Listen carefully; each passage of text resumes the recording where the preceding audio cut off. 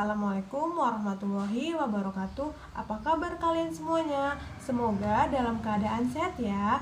Kembali lagi bersama saya Hanisa dalam pembelajaran Bahasa Indonesia untuk penutur ajaran ini. Mari kita berdoa menurut agama dan kepercayaan kita masing-masing. Berdoa dimulai. Nah, tema kali ini tentang cerita rakyat. Adakah di antara kalian yang tahu apa itu cerita rakyat? Cerita rakyat adalah cerita pada masa lampau yang memiliki ciri khas setiap bangsa yang memiliki kultur budaya yang beraneka ragam, mencakup kekayaan budaya dan sejarah yang dimiliki masing-masing bangsa. Tadi kita sudah mendengarkan pengertian cerita rakyat secara singkat. Baiklah, kali ini mari kita menonton dan sekaligus mendengarkan cerita rakyat dari Sumatera Utara yang berjudul Asal Mula Danau Toba. Selamat menonton!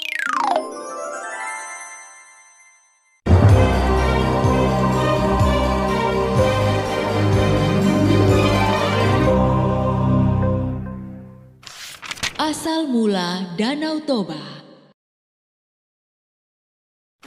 Di sebuah lembah daerah Sumatera, hiduplah seorang petani bernama Toba. Dia seorang petani yang sangat rajin. Namun sayang, hasil kebunnya tidak berhasil dan dia kelaparan. Karena lapar, maka Toba pergi memancing di sungai. Lama sekali dia menunggu hingga dia putus asa. Saat Toba memutuskan untuk pulang, tiba-tiba ada yang menarik umpannya. Toba kegirangan dan menarik pancingnya. Wah, ada ikan besar. Seru Toba.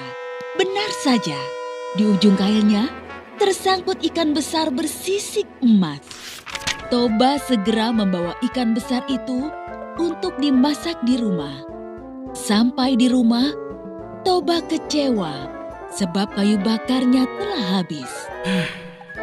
Tidak ada kayu bakar di sini. Sebaiknya aku akan mencari kayu bakar ke ladang sekarang. Kemudian ikan itu pun diletakkan di dalam baskom. Dan Toba pergi mencari kayu bakar ke ladang.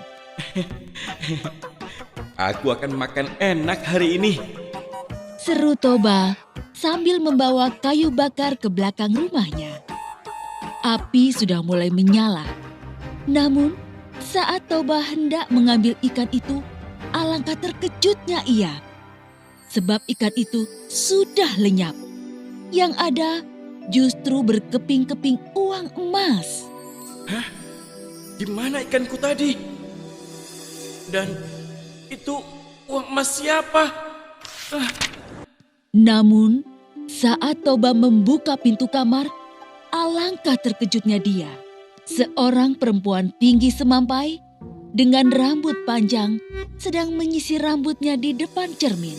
Wah, alangkah cantiknya perempuan ini.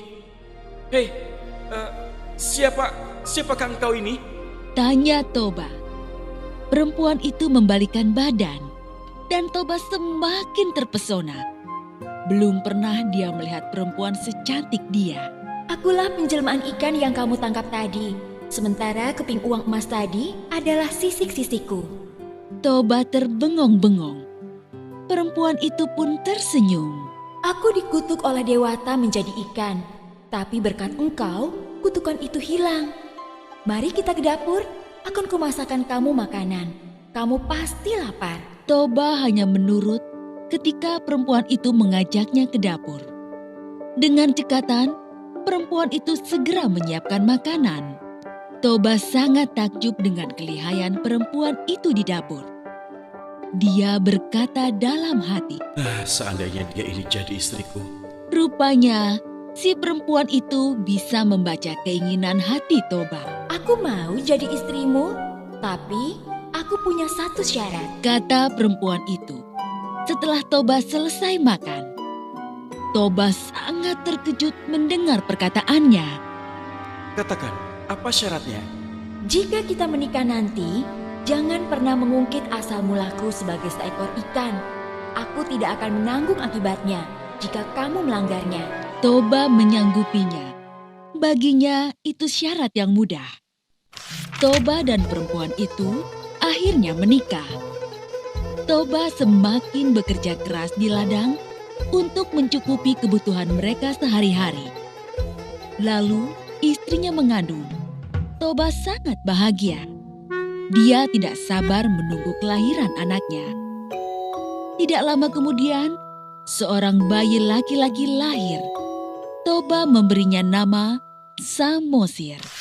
Samosir tumbuh menjadi anak yang sangat nakal dan pemalas. Kerjanya hanya main-main dan keluyuran. Toba masih berusaha bersabar dengan kelakuan Samosir. Jika Toba bekerja di ladang, Samosir tidak pernah mau mengantarkan makanan yang sudah dimasak istrinya. Akhirnya, istrinya sendiri yang mengantar makanan itu kepada Toba. Istriku, kamu jangan terlalu memanjakan anak kita, Samosir. Jika terus dimanjakan, dia malah jadi tambah nakal. Istri Toba tersenyum dan berkata, Bersabarlah Kanda, suatu hari nanti Samosir akan menyadarinya. Aku sudah cukup bersabar, Dinda. Tapi kesabaran itu kan ada batasnya. Suatu hari, istri Toba membujuk Samosir untuk mau mengantar makanan ke ladang untuk Toba. Semula Samosir tidak mau, namun ibunya terus membujuknya. Akhirnya, Samosir mau. Baiklah ibu, nanti aku akan antar makanan ini untuk ayah. Namun di tengah jalan, Samosir malah bermain bersama teman-temannya. Selesai bermain, Samosir merasa lapar. Aduh, lapar sekali aku. Aku makan saja makanan ini. Dia pun memakan makanan yang seharusnya untuk ayahnya. Samosir hanya menyisakan sedikit makanan. Di ladang, Toba tidak sabar menunggu makanan yang tidak kunjung datang. Dia sudah sangat lapar. Apalagi pagi tadi tidak sempat sarapan karena banyak sekali pekerjaan yang dilakukannya hari ini. Di kejauhan, Samosir datang dengan berlari-lari. Kemana saja kamu, Samosir? Ayah sudah menunggumu lama sekali. Samosir tidak menjawab dan langsung memberikan rantang berisi makanan. Betapa terkejutnya Toba, sebab hanya menemukan sisa makanan yang sedikit sekali. Samosir, kamu sudah memakan makanan ayah ya? Kelakuanmu ini sudah di luar batas. Dasar anak ikan. Kemari kamu. Kemarahan Toba tidak terbendung lagi. Tanpa sadar, dia sudah mengucapkan pantangan yang dulu disyaratkan istrinya. Toba memukul Samosir hingga menangis kencang. Samosir pun berlari menuju rumah. Ibu, ibu, ibu. Sesampainya di rumah, Samosir mengadu pada ibunya. Ibu, kata ayah, aku ini anak ikan. Apa benar ibu? Istri Toba merasa sedih karena Toba telah mengungkit asal-usulnya. Kemudian, dia menyuruh Samosir untuk berlari ke atas bukit. Samosir, cepatlah kau lari ke atas bukit nak, sebelum air bah datang. Baik ibu. Samosir menurut. Maka segeralah langit berwarna gelap dan petir menyambar-nyambar. Tiba-tiba air bah muncul dari arah sungai. Istri Toba tiba-tiba meloncat ke dalam air bah dan seketika menjadi ikan kembali. Toba yang bekerja di ladang terkejut karena tiba-tiba air bah datang. Air apa itu? Ada apa ini? Dia tidak sempat melarikan diri. Toba hanyut dan tenggelam dalam air bah. Segera saja, air bah menggenangi seluruh lembah dan hanya menyisakan pucuk bukit di tengahnya. Di bukit itu, Samosir sembunyi. Namun saat air bah menjadi danau, Samosir pun menjadi pulau. Itulah sebabnya danau itu dinamai Danau Toba dan pulau di tengahnya disebut Samosir.